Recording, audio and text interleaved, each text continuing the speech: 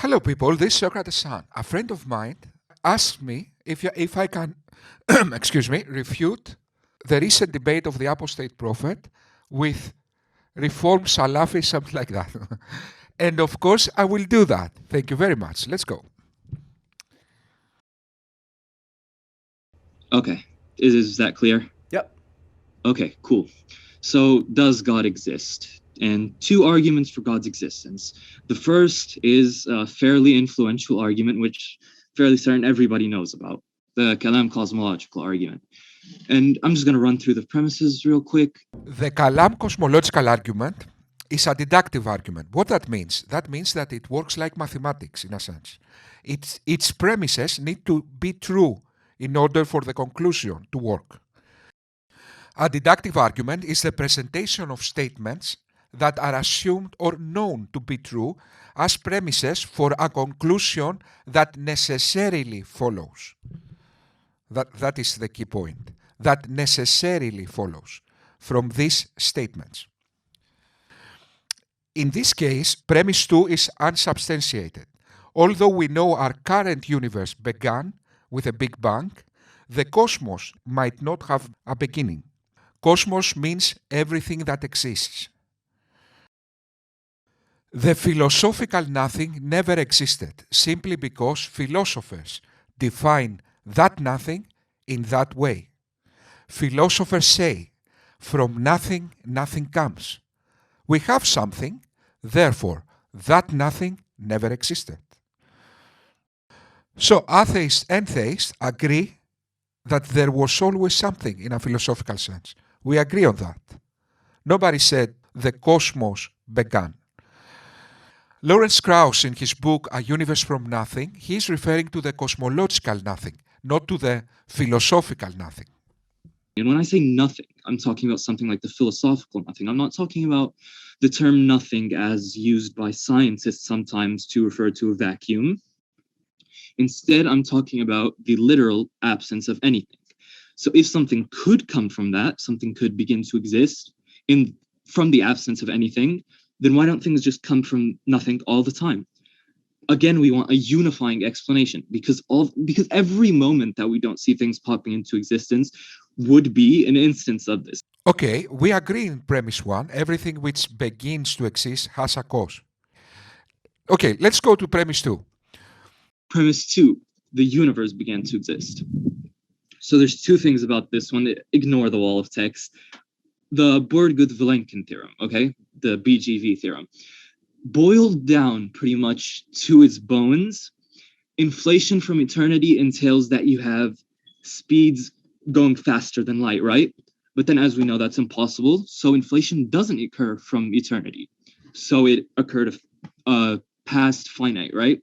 In the last video, I took aim at a version of the cosmological argument. Today, I'm going to be focusing on a theorem that is commonly and wrongly interpreted as proving the second premise of that argument, that the universe had an absolute beginning. If you've watched debates involving apologists like William Lane Craig, then you may have noticed this term pop up, the Borguth-Vilenkin theorem, or BGV theorem for short. I think it's fair to say that some apologists are obsessed with this theorem, seemingly convinced that it serves as scientific proof that the universe had an absolute beginning. The BGV theorem says that any universe that on a whole is expanding had to have an actual beginning. I believe that the Borguth-Vilenkin Guth proof from space-time geometry stands as very probative evidence, very probative scientific evidence for an absolute beginning of time and physical reality. Does the BGV theorem prove that the universe had an absolute beginning? Let's take a closer look. First of all, a little bit of context.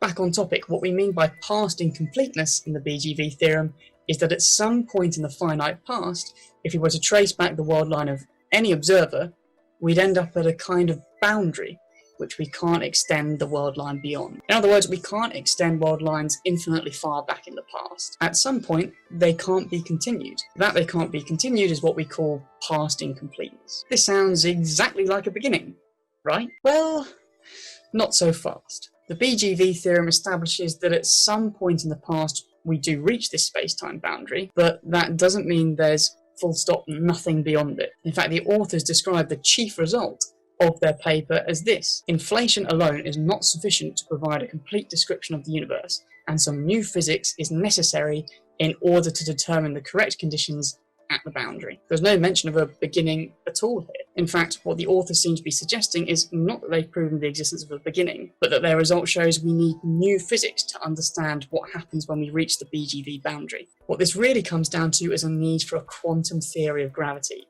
unlike general relativity, which is a classical theory of gravity and space-time. Let's break this down a bit. In fact, the proof of the BGV theorem itself relies on space-time being classical. So when we do get close to the space-time boundary, and our approximation of space-time behaving classically breaks down, the BGV theorem no longer applies. The BGV theorem is great for telling us that at some point in our universe's past, classical space-time is going to break down, but that's all it really tells us about our universe. There's simply nothing about the BGV theorem that implies that this boundary would be the absolute beginning of all reality. This was a part of a video from a young man, very insightful, called Physically Debunked. I will have the link in the description. Please go and subscribe to his channel. He's very insightful. Anyway, the point is that another young man, Salafi, sorry, I forget names. Anyway, he's misrepresenting the science. He simply misrepresents the science. And then we have causal finitism, right? So this is basically sort of proved by reductio, or proved by contradiction, however you want to say it. And there's a few paradoxes that support this, but there's the Grim Reaper's paradox, and I take this from Reasonable Faith. It goes like this. We're going to talk about the Grim Reaper paradox, a very interesting thought experiment. But before that, I want to also mention its creator, Alexander Proust. Oh yeah, this guy's pretty smart. Now, Alexander Proust is a huge proponent of a view called causal finitism. This is the view that the causal history of everything must be finite. So if we took the history of all the things that had a causal chain of influence on, say, a chair, the list must be finite. It must end at some point. According to causal finitism, this is a law of metaphysics that must be true. Now, if causal finitism is true, then this is a pretty good tool for apologetics. All the things that exist can be traced through their causal history back to a causal starting point. That looks a lot like there's a God who made everything. Now, Alexander Proust defends causal finitism this way. He brings up a bunch of seemingly possible scenarios which actually lead to paradoxes and contradictions. Then he shows that they would be outlawed under causal finitism for one reason or another. The more scenarios you could do this for, the more evidence you have that causal finitism is true, since it explains so well why these contradictory scenarios aren't actually reached. One such scenario is the Grim Reaper paradox. Let's go through it. This is Fred. Don't get emotionally attached to Fred because he's going to die soon. You see, it's 10 o'clock and Fred is sound asleep in bed, but there's a Grim Reaper which has a death warrant on Fred to kill him instantly at 12 o'clock. Will this Grim Reaper kill Fred? Well, this Reaper is completely unstoppable, but there's also another Reaper scheduled to kill Fred. This one is scheduled to kill Fred halfway between 11 o'clock and 12 o'clock at 11:30. There's also a Grim Reaper scheduled to kill Fred halfway between 11:30 and 11 o'clock at 11:15. There's also a Grim Reaper scheduled to kill Fred halfway between 11:15 and 11 o'clock at 11:07 and 30 seconds, and so on with infinite Reapers. Poor Fred literally has infinity unstoppable creatures scheduled to kill him. Now, between 10 o'clock and 11 o'clock, Fred is alive and healthy, able to survive anything, except of course the overpowered insta-kill of a Grim Reaper. But after 11 o'clock, Fred is obviously dead. He can't escape the wrath of one deadly Reaper, let alone infinity of them. Now here's the question that makes the paradox. Which Reaper killed Fred? Let's see if it was the Reaper at 12 o'clock. Well, it couldn't have been the 12 o'clock Reaper, because the 11:30 Reaper would have beaten him to the job. So we could be absolutely certain that the 12 o'clock Reaper did not kill Fred. Now, did the 11:30 Reaper kill Fred? No, it couldn't have, because the 11:15 Reaper would have beaten him to the job. So we could be absolutely certain that the 11:30 Reaper did not kill Fred. We could use the same logic on literally every Reaper, so we could be absolutely certain that no matter which Reaper you pick, it didn't kill Fred. None of the Reapers are the ones who killed him. So we have a scenario where Fred was killed by a Grim Reaper, and yet no Grim Reaper killed Fred. This is just a plain contradiction. So we should probably accept some view like causal finitism to rule out from the outset that there could be an infinite number of Reapers having a cause and effect relation on Fred. This paradox implies an unmoved mover. What are the characteristics of an unmoved mover? He is uncaused and caused everything else to exist. He always existed as a brute fact. He is inevitably there and could not have been any other way. Atheists have no problem with any of that, except the party. Nothing of the necessary attributes of an unmoved mover demanded to solve this paradox imply consciousness. Affirming the consequent logical fallacy. Description. An error in formal logic where if the consequent is said to be true, the antecedent is said to be true as a result, which is false. If P, then Q. We have Q, therefore P. That's wrong. An example. If taxes are lowered, I will have more money to spend. I have more money to spend, therefore taxes must have been lowered. Okay, that's a logical fallacy. So, in the same way, something else might have been the uncaused cause. For example, some kind of dynamic environment.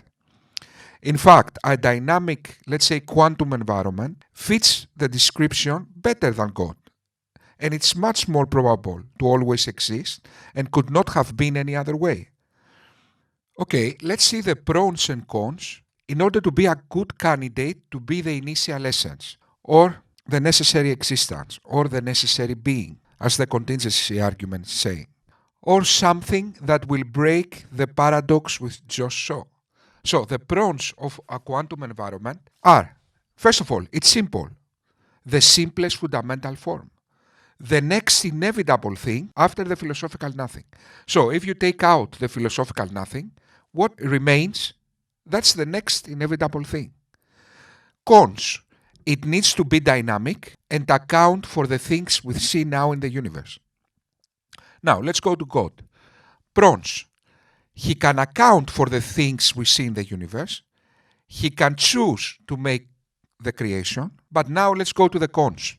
God is very complicated and qualified and therefore improbable to always exist without explanation or be inevitable. God could have been any other way. For example, Allah, His God feet, His God at sin.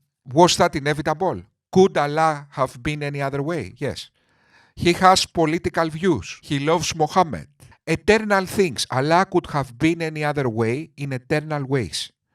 Okay, so now, if we measure the pros and the cons of each candidate, you will clearly see that the cons in the quantum environment are very easily or relatively easy to come around. For example, it needs to be dynamic, okay, and account for the things we see now in the universe, okay, with evolution. Simple evolved to complicated. If we have eternal time, everything that can happen will happen. But how about the cons on God? God just exists inevitably with all these convenient qualities without explanation forever. How that makes any sense? Hello, I just exist forever. If we take out the philosophical nothing, what inevitably remains is this. Why? Why? Could God have been any other way? Why not? Maybe he was evil. Maybe he didn't love Muhammad. Maybe he didn't have a sin. Maybe he didn't have a food. Maybe eternal things could have been any other way. So philosophically, God is a worse candidate to always exist, inevitably, than a quantum environment. But that's just in philosophy. Now let's go to reality. The Grim Reaper paradox implies time, an unlinear time environment. Isn't that right? Who told you that time is always linear in reality? Maybe we have something like quantum time. So time doesn't make sense the same way like in a Newtonian environment. Okay, so that paradox, if time is not linear, doesn't make any sense. Maybe time, guys, is not a quality, as Einstein proved, is a quantity. So maybe an exotic environment has some kind of exotic time frame that goes around this kind of causality problems. And that's exactly what we see in the quantum level. An electron can be in eternal places at the same time. We already have seen this stuff in the quantum level. Okay. Apologies like to imply reality needs to comply with human logic. No, in fact, the other way around is the true. Human logic, as evolution demonstrated, is limited to our immediate environment. We constantly need to tune our logic to fit to new scientific data. This is what we did with Einstein's relativity. Einstein's relativity is counterintuitive, yet we had to go against our common sense and accept the scientific data. So science is over human logic. Logic needs always to tune itself to comply with science, not the other way around. Okay, moving on. So that's for the kind of cosmological argument. And again, I'll attempt to bridge that gap in a bit. The next argument I was going to use is the fine-tuning argument. So the universe is fine-tuned. That's the first premise. Very contentious premises here. And if the universe is fine-tuned, it is either due to design, chance, or necessity. Premise 3, it is not due to chance or necessity. Therefore, it is due to design. So it's proven by exclusion, right? We can exclude chance and necessity, so it must be design. In this argument, obviously, I will challenge premise 3. It's not due to chance or necessity. Now, premise 1, the universe is fine-tuned. And we can appeal to examples of fine-tuning here. And I take this from Luke Barnes. Okay, let's not waste time because I already accept premise 1. Then moving on. Premise 2, if the universe is fine-tuned, it is either due to design, chance, or necessity. Now, this is just like a conceptual truth, right? Because... Okay, we already accept premise 2, obviously. Okay, let's go to premise 3. It is not due to chance or necessity. And Luke Barnes, again, citing him, combining our estimates, the likelihood of a life-permitting universe on naturalism is less than 10 to the power negative 136. So lots of zeros after that decimal, a lot of zeros. This, I contend, is vanishingly small. And so on naturalism, the universe is indifferent. The universe isn't going to pick out a set of laws that are life-permitting, right? Because naturalism doesn't care. It's not an agent. It doesn't want to pick out things that are life-permitting, nothing like that. It's indifferent to this. The universe is tuned for life. But is it though? No, let me give you an analogy. Let's imagine this house being the universe. Which percent of this house is available for residents? Less than a proton. Guys, if in a house, the house is available for residents in less than a proton, you don't say this house was made for residents.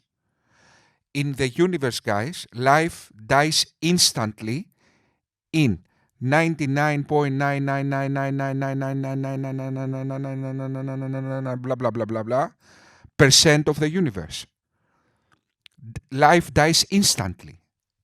Okay, so the universe is not tuned for life; it's tuned to exist. So that's why it's vanishingly small, because we're talking about the entire set of possible ways the universe could have been in terms of constants and laws of nature. So on naturalism, again, indifference. So it's vanishingly small there. Moving forward.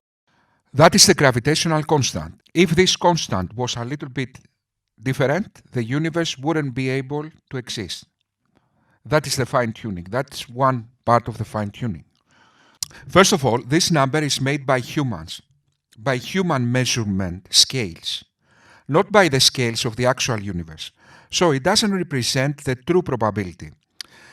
We don't know the mechanics that create big bangs to know the probability. So this number represents a human measurement using human scales, blind to the actual probability.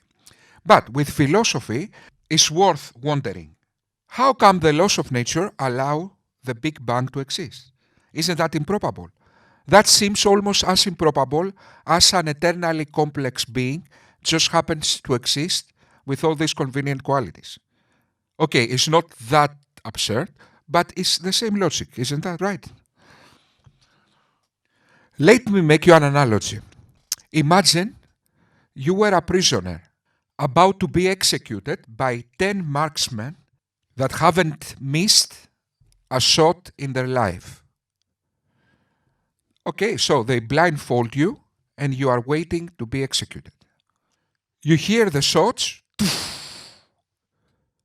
and you touch yourself. I'm still alive. How is that possible?